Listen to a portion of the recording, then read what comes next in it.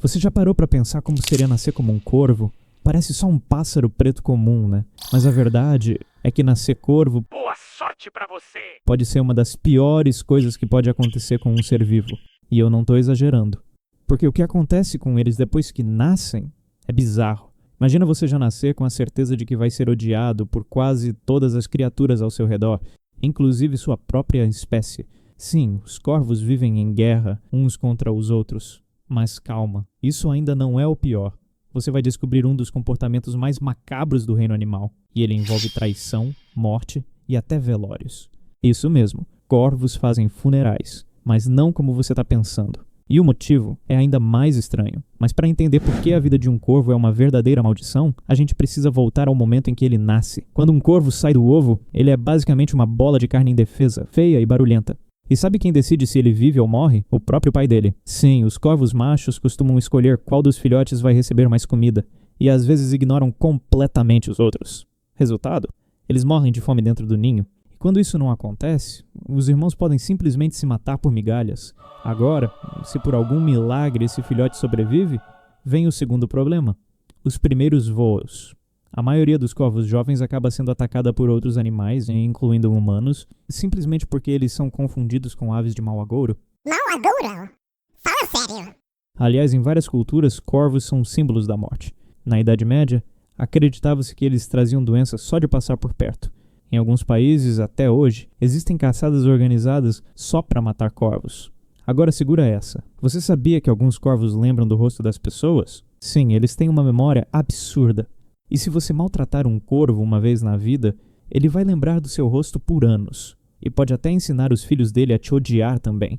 Já pensou ser perseguido por gerações de corvos? Parece roteiro de filme de terror, mas isso também levanta outra questão. Se eles são tão inteligentes, por que vivem tão mal? Bom, é aí que a coisa fica realmente sombria. Os corvos vivem em grupos, certo? Mas o que pouca gente sabe é que esses grupos são cheios de regras e punições. Corvos que quebram essas regras sociais, como tentar acasalar com a parceira errada ou roubar comida, são isolados, ignorados, como se deixassem de existir.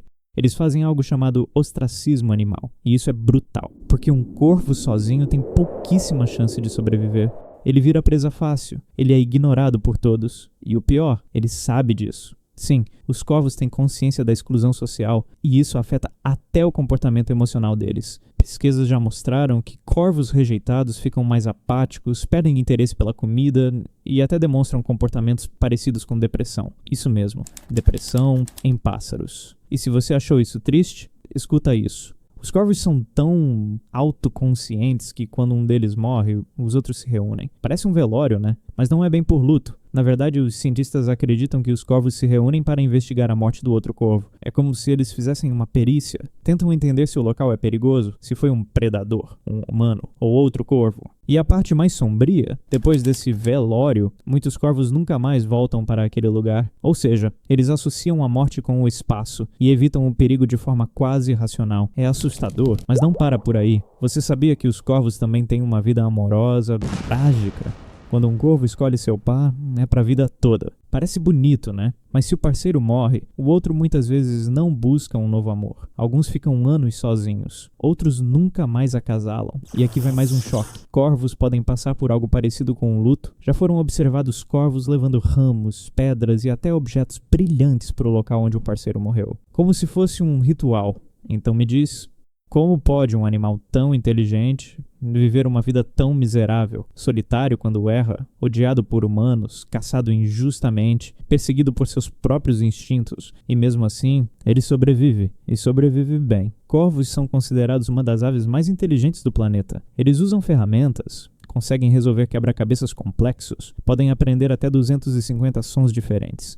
E o mais inacreditável, alguns corvos imitam a voz humana, exatamente como um papagaio. Só que diferente do papagaio, o corvo não faz isso por diversão. Ele pode fazer isso para enganar predadores ou manipular humanos. Já pensou ouvir sua própria voz ecoando no meio da floresta e descobrir que era um corvo te imitando? Tem gente que diria que corvos são quase sobrenaturais. Na Islândia, por exemplo, Há lendas de corvos que protegem cemitérios. No Japão, acredita-se que corvos podem prever desastres naturais. E na mitologia nórdica, os 2 corvos de Odin, Hugin e Munin, representam pensamento e memória. Eles voavam pelo mundo e traziam informações para o Deus Supremo. E isso faz a gente pensar, será que os corvos são amaldiçoados? Ou são apenas mal compreendidos? Nascer com inteligência em um mundo que só valoriza o que é bonito já é um castigo, né? Então, da próxima vez que você ver um corvo sobrevoando sua cidade, pense bem antes de afastá-lo. Ele pode estar te observando e pode lembrar do seu rosto para sempre.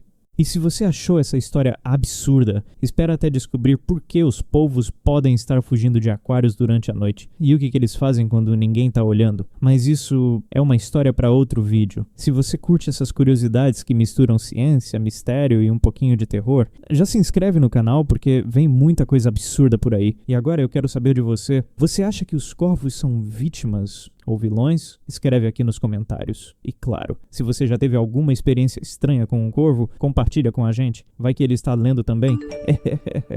Até a próxima.